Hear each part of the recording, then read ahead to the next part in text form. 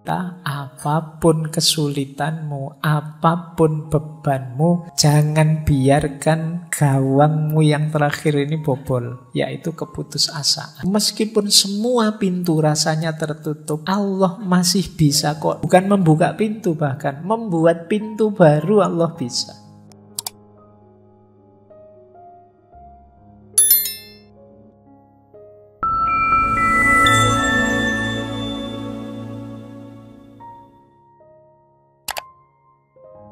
Assalamualaikum warahmatullahi wabarakatuh. Bismillahirrahmanirrahim. Setiap pengalaman, baik atau buruk, merupakan langkah maju dalam perkembangan jiwa manusia. Kegagalan dalam hidup tidak masalah.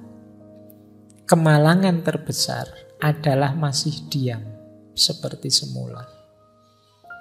Jadi kata Hazrat Inayat Khan, hidup itu ada baik, ada buruk, ada naik, ada turun biasa. Yang penting apapun yang kalian alami, jadikan itu pijakan untuk dirimu jadi lebih baik. Gagal tidak masalah, justru dengan kegagalan itu kamu bisa mengevaluasi dirimu, kurangnya di mana, dan besok jadi lebih baik. Kemalanganmu terbesar adalah kamu mandek, tidak berkembang. Jadi kata Hazrat Inayat Khan, naik turun. Hidupmu kok sedang baik atau sedang buruk, tidak masalah. Setiap pengalaman adalah pelajaran. Dan pelajaran terbaik adalah pelajaran yang mengubah dirimu jadi lebih baik. Berarti jangan terlalu kamu risaukan, Pak, saya kok nasibnya jelek terus, Pak, malang terus, Pak. Ya enggak apa-apa, itu berarti pelajaranmu berat terus. Enggak masalah. Asalkan apa? Efeknya kamu jadi tambah baik, tambah baik. Itulah yang diinginkan. Jadi bukan stuck mandek. Bukan merasa saya sudah baik kok, enggak perlu diperbaiki lagi, ya sudah. Kamu mandek, itulah kemalanganmu, kata Hazrat Inayat Khan. Jadi kemalangan terbesar adalah ketika kamu diam, tidak berubah, tidak mau mengubah diri. Padahal kita punya konsep, tidak ada manusia yang sempurna. Manusia itu selalu ada kurangnya. Berarti kita ini hidup ideal itu hidup yang berproses lebih baik, lebih baik. Kita lanjutkan. Kita semua sedang dalam perjalanan. Hidup itu sendiri adalah sebuah perjalanan. Tidak ada yang menetap di sini. Kita semua lewat. Dan karena itu tidak benar mengatakan bahwa kita harus melakukan perjalanan spiritual dan menghancurkan hidup kita yang menetap. Kenapa? Karena tidak ada orang yang hidupnya menetap di sini. Semuanya gelisah dan semuanya dalam perjalanan. Kegembiraan hidup adalah kegembiraan perjalanan. Jadi kata Hazrat Inayat Khan, hidup ini proses perubahan perjalanan. Kalau kita tidak bisa menikmati perjalanan dan perubahan, ya kita akan sangat menderita dalam hidup. Karena itulah hakikatnya hidup. Mari kita melakukan perjalanan spiritual, tidak lagi berhenti di tempat kita. Kata Hazrat Inayat Khan, sebenarnya kalimat ini tidak tepat. Kita mau melakukan perjalanan atau tidak, hidup ini hakikatnya perjalanan. Bedanya ada orang yang menyadari dan mengarahkan perjalanannya sehingga dia bisa menikmati, ada orang yang tidak bisa menikmati perjalanannya. Menikmati perjalanan itu kan menikmati perubahan-perubahan situasi. Dari cinta kebersamaan jadi pisah sendiri-sendiri, ini kan perubahan-perubahan situasi. Kalau mental kita adalah mental perjalanan, siap menghadapi perubahan situasi, sepahit apapun pengalaman kita siap. Dan tetap bisa gembira. Jadi kalau ingin penderitaan itu terasa ringan, ayo filosofi hidup kita kita geser ke bahwa hidup ini adalah perjalanan. Dalam perjalanan pasti saja suasana dan situasinya tidak mandek, tapi berubah terus. Dan kita siap, kita gembira. Justru menariknya perjalanan itu karena perubahan-perubahan. Baik, kita lanjutkan. Nah, ini juga menarik pandangannya Hasrat Inayat Khan. Kata beliau, semakin banyak yang bisa kita tanggung, semakin banyak yang akan dibebankan. Semakin berani kita menghadapi penderitaan, semakin tinggi ambang penderitaan yang dapat kita tanggung. Dan semakin tinggi tingkat moral, semakin banyak kesulitan yang dapat kita derita. Orang itu, tadi kan rumusnya tambah baik, tambah baik. Tapi jangan lupa, semakin tinggi levelmu, semakin tinggi kualitasmu, akan semakin berat ujianmu. Tapi tidak masalah, tambah berat ujianmu, tambah kuat dirimu. Begitu kamu tambah kuat, bebannya akan nambah lagi. Tambah kuat lagi kamu, bebannya nambah lagi. Meskipun Allah itu juga sayang sama kita, jadi tidak ada beban yang melebihi kapasitas kita. Pasti cukup, kecuali kita cengeng. Jadi beban itu pasti bisa kita tanggung. Dan kenapa sih kok Allah kok nguji terus-terusan itu loh, Mbok? Ada breaknya sekali-sekali. Karena Allah sayang dengan kita. Jadi biar apa? Kita tambah tangguh, tambah kuat. Latihan itu kan begitu. Kayak kalian latihan beban itu loh. Ketika kamu belum latihan apa-apa kan bebannya ringan. Nanti tambah kuat sedikit sama instrukturmu, ditambah bebannya, kamu tambah berat. Nanti sampai kamu jadi jago, jadi sakti, jadi hebat. Kenapa? Karena dalam latihan bebanmu ditambah terus. Jadi jangan mengeluh kalau beban hidupmu berat. Oh, mungkin Allah ini pengen aku hebat. Aku diberi beban seberat ini. Berarti Allah itu sangat peduli padaku. Dan insya Allah beban itu tidak akan melebihi kapasitasmu. Kamu mampu kok, asal kamu tidak manja. Jadi kata Hazrat Inayat kan tidak apa-apa. Semakin berat beban, ini tanda-tanda kamu akan jadi semakin kuat. Kapasitasmu nambah, bebanmu akan nambah. Ujian moral juga begitu. Semakin kamu baik secara moral, mungkin kesulitanmu juga akan nambah. Kamu semakin murah hati, mungkin diuji dengan kesulitan lebih besar daripada ketika kemarin kamu pelit. Kemarin pelit, temanmu menjauh semua. Sekarang murah hati, temanmu deket semua, temanmu utang semua, mau roti semua. Itu kan lebih sulit kamu. Tapi tidak apa-apa, kamu jadi lebih tangguh sekarang. Jadi itulah kalau bahasanya kaum Stoik kemarin, polanya, sunatullahnya dalam hidup ini. Jadi kalau teman-teman ngerti rumus-rumus ini, itu penderitaan apapun termasuk patah hati akan lebih terasa ringan. Tidak terlalu berat. Baik, jadi kita mulai terbuka, ada beberapa wawasan yang menarik yang ditawarkan oleh para sufi untuk menawarkan patah hati kita, kesedihan kita. Oke, kita lanjutkan. Sekarang kita masuk ke gurunya Jalaluddin Rumi, Syekh Syamsuddin At-Tabrisi. Syekh Syamsu Tabriz. Ini sebelum ke Rumi ya, kita masuk ke beliau sebentar.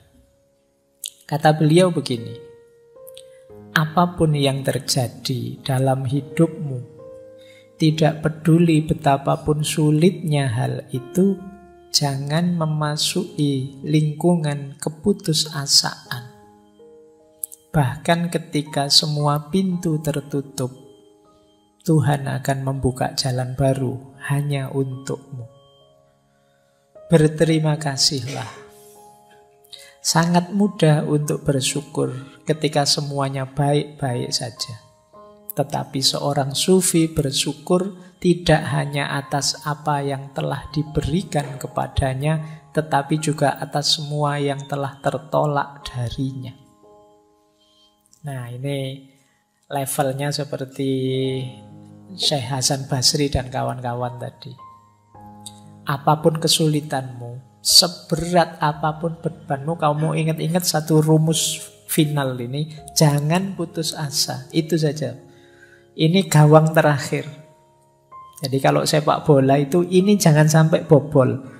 Bahwa pemain lapangan tengah jatuh, jungkir balik, backnya juga pontang-panting, tidak masalah. Tapi jangan bobol gawangmu terakhir. Gawang terakhirnya apa? Putus asa. Begitu kamu putus asa, itu tanda bahwa kamu tidak percaya lagi kepada Allah.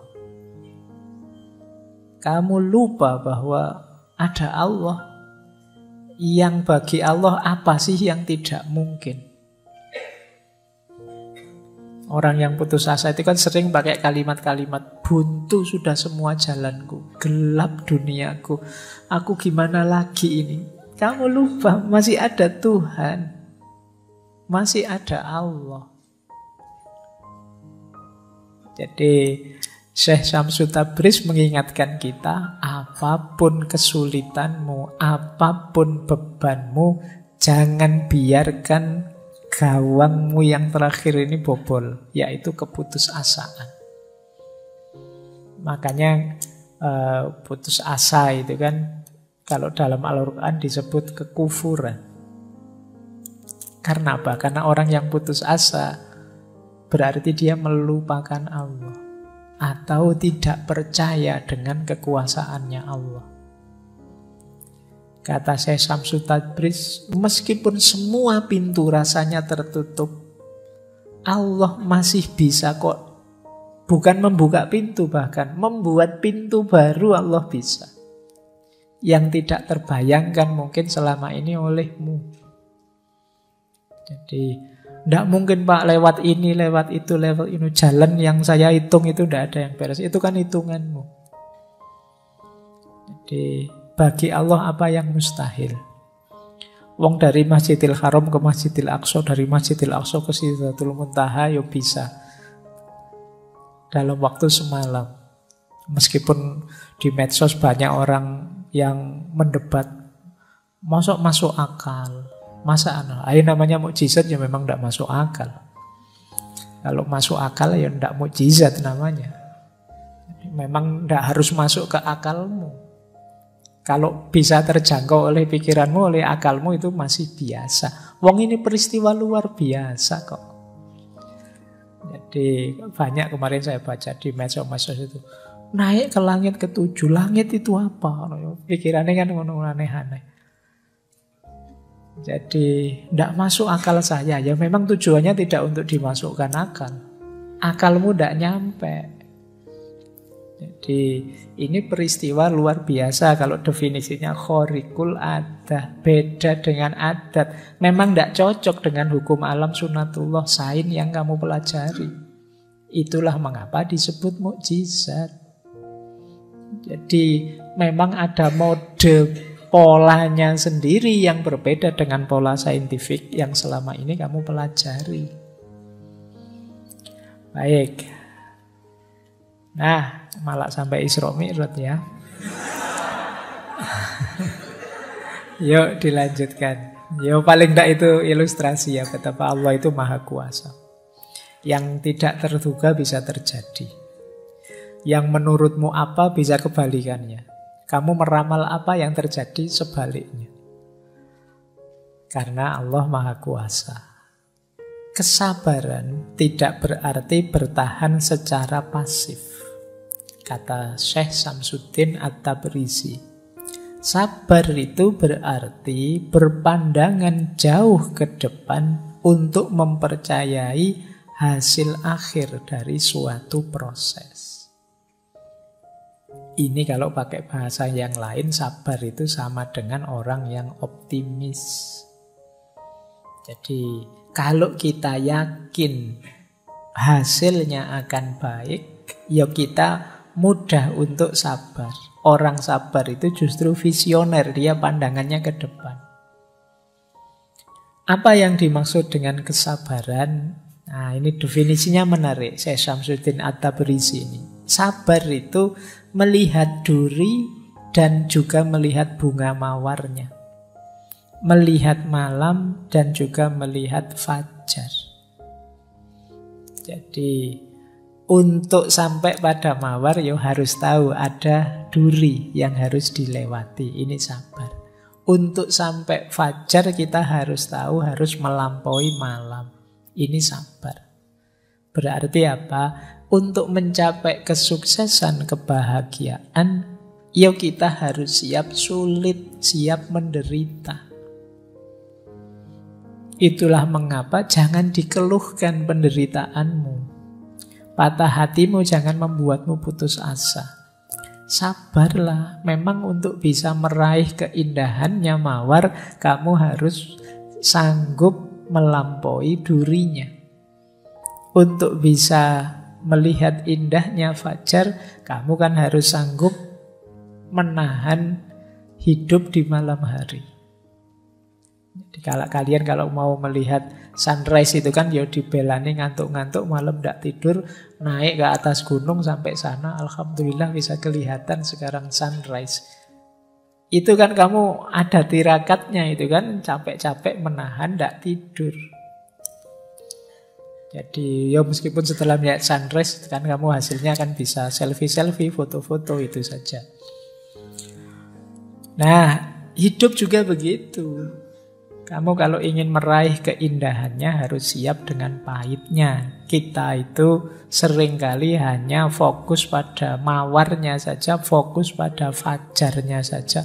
Lupa dengan malamnya, lupa dengan durinya. Itu yang membuat kita begitu dropnya ketika mengalami patah hati, ketika mengalami kesulitan hidup. Padahal justru kesulitan itulah yang akan mengantarkan kita pada keindahan. Ini pendapatnya Syekh Syamsuddin At-Tabrizi. Ketidaksabaran berarti menjadi picik untuk tidak dapat melihat hasilnya. Jadi orang tidak sabar itu ya hanya lihat pahitnya saja. Tidak lihat bahwa setelah pahit ada manisnya.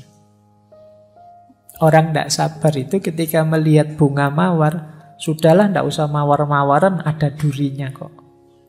Nah, kenapa? Dia tidak tahan, dia hanya lihat durinya. Dia lupa bahwa kalau nanti bisa dapat mawar, indah loh itu.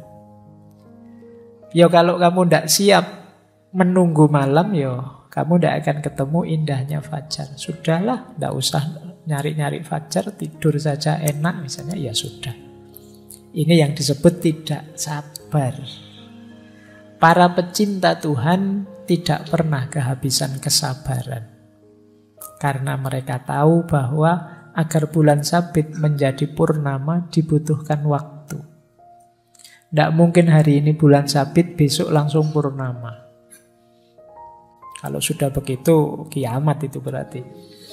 Mesti kamu harus nunggu dulu waktunya. Dari bulan sabit jadi purnama, ya paling tidak kamu nunggu 15 hari ya, setengah bulan. Itu pun purnama tidak seterusnya nanti jadi bulan sabit lagi. Itulah kehidupan. Kalau kamu kehilangan kesabaran, hidupmu akan sangat berat. Karena modenya hidup itu naik turun. Tidak mungkin orang hidup itu seneng terus, enak terus. Meskipun kamu pinginnya begitu. Hidup itu mesti ya kadang seneng, kadang tidak seneng, kadang enak, kadang tidak enak. Wis itu wajar. Siaplah menghadapi hidup yang seperti ini. Kunci bahagiamu justru di situ. Kalau kamu siapnya seneng saja, ya siap-siap hidupmu banyak stres, banyak depresi. Semoga tidak ada yang di sini hidupnya nyari susah saja. Kan ada orang itu yang kalau bisa sulit, kenapa dibuat mudah? Itu namanya nyari susah. Orang itu normalnya nyari seneng, dia malah nyari susah. Kalau ndak rumit, ndak enak Pak, ndak asik Pak. Yo salahmu dewe kalau gitu. Baik, ya jadi orang yang normal-normal saja. Wajarnya kita mencari kebahagiaan, kesenangan, tapi kita harus sadar hidup ini ada kesulitan juga, ada problem juga, ada naik turunnya juga. Baik, ini dua nasihat dari Syekh Syamsuddin At-Tabrisi. Gurunya banyak sufi juga. Sosok beliau agak misterius. Dulu pernah kita bahas waktu membahas Mahabbah Ilahiyah kalau tidak salah. Baik, kita lanjutkan. Nah, kata beliau begini. Ini bagi yang suka mematahkan hatinya orang lain. Ini masih Syekh Syamsuddin At-Tabrisi. Ini perspektif berbeda ya. Kalau tadi yang mengalami penderitaan, ini yang membuat orang lain menderita. Kata Syekh Syamsuddin At-Tabrisi, kalau engkau selalu mematahkan hati orang lain, apapun ibadah yang kamu lakukan tidak ada nilainya. Mematahkan hati orang lain itu membuat orang lain kecewa secara sengaja, membuat orang lain putus asa secara sengaja, membuat orang lain merasa bersalah secara sengaja, membuat orang lain drop secara sengaja. Ini kalau yang dikatakan oleh Syekh Syamsuddin At-Tabrisi ini benar, jangan-jangan kita sering ada di sini. Apalagi di medsos. Di medsos itu kan kita sering secara sengaja biar orang yang tidak kita sukai drop, jatuh, kecewa, merasa bersalah, merasa putus asa. Nah, ada temennya ngapain, lu kamu kok begitu, kafir kamu kalau sudah begitu.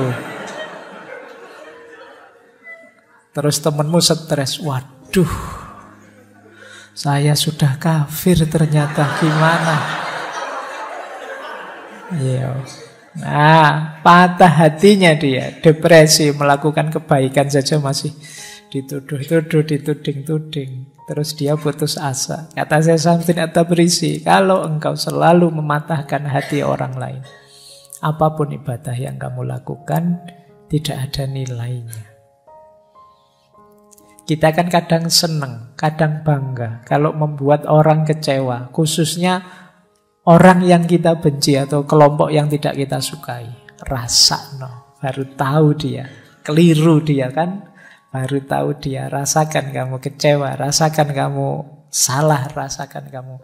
Ini namanya mematahkan hatinya orang lain.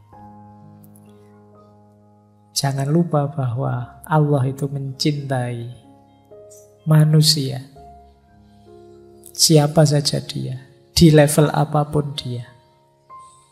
Jadi, maka ayo kita cintai semuanya, apapun keadaannya, apapun kondisinya. Ya dengan cara mencintai yang proper tentu saja. Mencintai yang proper itu bukan selalu disetujui saja. Kalau tidak pas, ya diluruskan dengan baik. Tidak dipatahkan hatinya. Kalau cocok, didukung. Ini namanya mencintai. Jadi, ya kalau bisa kita bangun peradaban saling mencintai, saling peduli. Bukan peradaban saling menjatuhkan, saling berlomba bahwa akulah yang paling tinggi, yang paling benar, yang paling lolos, yang masuk surga pertama, yang paling diridhoi Allah. Ya kalau bisa kita masuk surga pertama semuanya bareng-bareng. Jadi tidak harus giliran. Bareng-bareng itu kita diridhoi Allah semua begitu ya. Semua kita semuanya bareng-bareng dicintai Allah. Apapun cara kita mendekati Allah. Jadi, ya beda-beda itu wajar ya. Memang hidup itu kan begitu. Ada macam-macam cara, macam-macam gaya untuk dekat dengan Allah. Jadi jangan jadikan perbedaan itu alasan kita saling mematahkan hati. Saling membuat orang kecewa dan putus asa. Kalau bisa saling kita dukung, ya sudah, pendapat saya begini, pendapatmu begitu, silahkan lakukan kebaikan semaksimal mungkin sesuai keyakinanmu. Aku pun akan melakukan kebaikan semaksimal mungkin sesuai keyakinanku. Insya Allah kalau yang kita lakukan sama-sama kebaikan akan menghadirkan ridhonya Allah. Ini menurut saya mode hidup bersama yang lebih nyaman daripada perlombaan bener-beneran. Jadi akulah yang paling benar, kamu salah, kamu tidak cocok, ini loh dalilnya. Nanti yang sana, kamu yang keliru, dalilnya ini loh. Oh, dalilmu kan hanya niru. Yang sana, dalilmu kan cuma ngutip saja. Dalilmu ya wis. Akhirnya hidupmu jadi sangat tidak nyaman. Maka jangan saling mematahkan hati, saling dukung saja. Baik, biar yang dinyatakan oleh Syekh Syamsuddin ini tidak terjadi. Kalau engkau selalu mematahkan hati orang lain, apapun ibadah yang kamu lakukan tidak ada nilainya. Siapa tahu apa yang kita lakukan saat mematahkan hati orang lain mendatangkan murkanya Allah. Sehingga Allah tidak ridho termasuk pada ibadah yang kita lakukan. Oke, kita lanjutkan. Sekarang kita masuk ke murid beliau, Maulana Jalaluddin Rumi. Kalau ini perspektifnya agak berbeda. Ada satu kalimat yang terkenal sekali dari Maulana Rumi, biarkan hatimu pecah agar dia terbuka.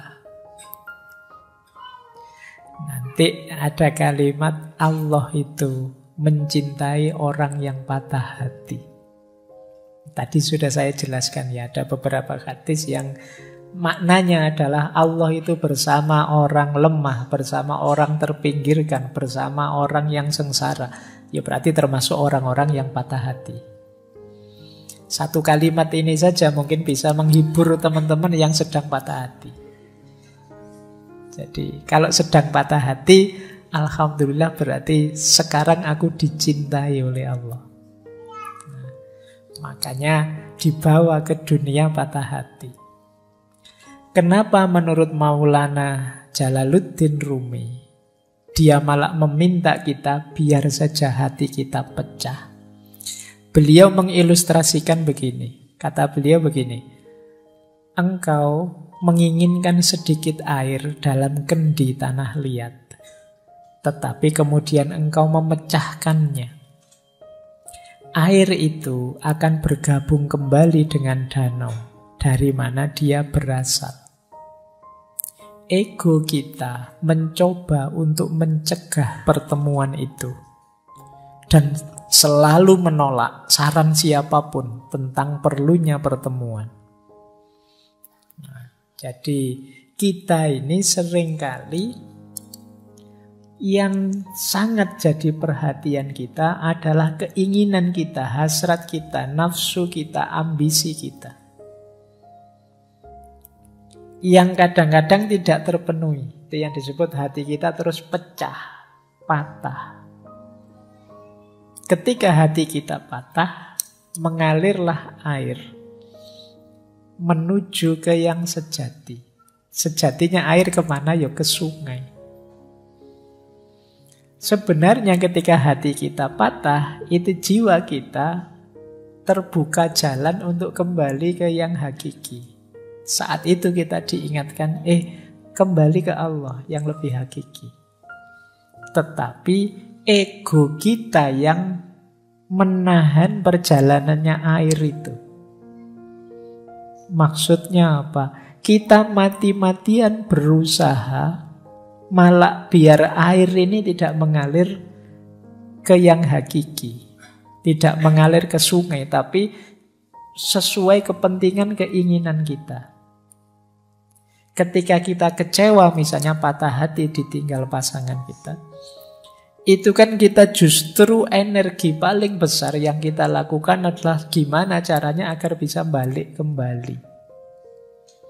Kita lupa bahwa ada proses yang lebih ideal, yaitu kembali kepada Allah.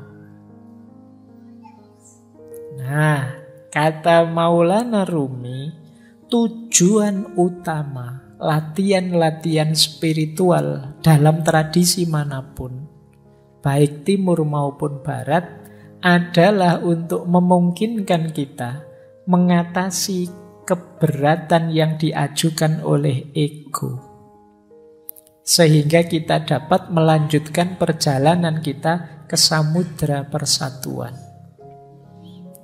Jadi ketika kita belajar tasawuf, melatih batin, suluk lewat para mursyid, lewat tradisi-tradisi tirakat dan lain sebagainya, itu sebenarnya melatih ego kita. Wahai ego, jangan ke sana. Ada jalan yang lebih hakiki, yaitu ke ranah ilahiyah. Nah, jadi ilustrasi dari Maulana Rumi itu, perjalanan batin kita itu seperti air dalam kendi. Air dalam kendi itu kan tujuannya untuk kita minum. Kita minum itu berarti untuk memenuhi keinginan kita. Ketika kita patah hati, seperti kendi yang pecah. Berarti apa? Yang semula untuk memenuhi keinginan kita sekarang keluar, mengalir.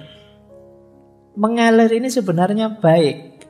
Kenapa? Dia akan mengalir bersatu dengan aslinya, tempat asalnya, yaitu sungai.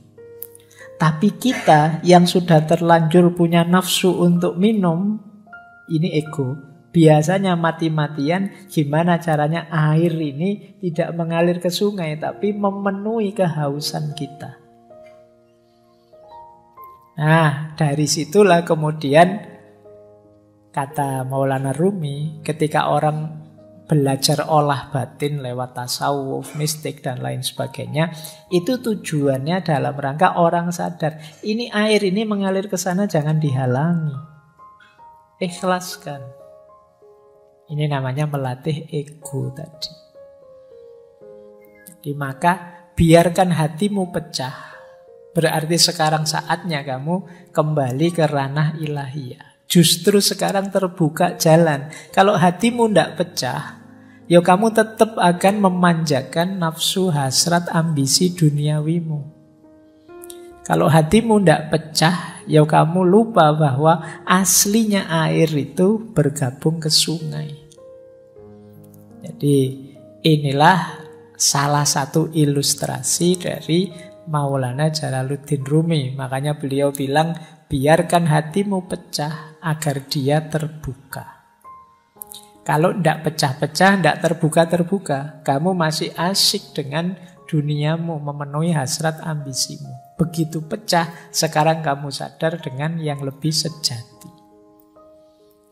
Inilah ilustrasi dari patah hati. Jadi patah hati itu penting ternyata untuk menyadarkan kita bahwa dalam hidup ini ada yang lebih hakiki dan perjalanan kita menuju ke sana. Baik, kita lanjutkan. Nah, dilanjutkan ya. Luka adalah jalan cahaya yang memasuki jiwa. Jadi ketika hati kita luka, hati kita patah, justru lewat luka dan patahan itulah cahaya bisa masuk. Ini melanjutkan yang tadi. Kalau hatimu tidak luka dan tidak patah, mungkin kamu tidak sadar. Kenapa tidak sadar? Karena cahaya tidak bisa masuk. Itu mengapa Allah itu dekat dengan orang-orang yang hatinya patah, hatinya luka, menghadapi penderitaan hidup. Karena berarti di situ ada rekahan yang cahaya bisa masuk. Makanya para sufi terus punya rumus ya, kalau dalam penderitaan kita bersyukur. Alhamdulillah masih diingatkan oleh Allah bahwa yang hakiki adalah perjalanan menuju Dia. Nah, itu ada ilustrasi menarik. Terimalah situasimu tanpa menghakimi. Aku marah, aku takut, aku benci. Biar saja, rasakan saja. Ini aku sedang patah hati, sedang marah, sedang takut, sedang benci. Kalau sudah kamu sadari, kamu terima apa? Lalu hadirkan Dia untuk menemanimu. Biarkan cahayanya Allah masuk dalam dirimu, menerangimu. Saat engkau membutuhkan, pertolongan Tuhan pasti datang. Jika engkau tertutup, tidak ada ruang untuk cahaya. Perlu ada celah dalam hatimu agar cahaya bisa masuk. Katakan dengan tulus, aku tidak bisa mengatasinya, namun engkau bisa ya Allah.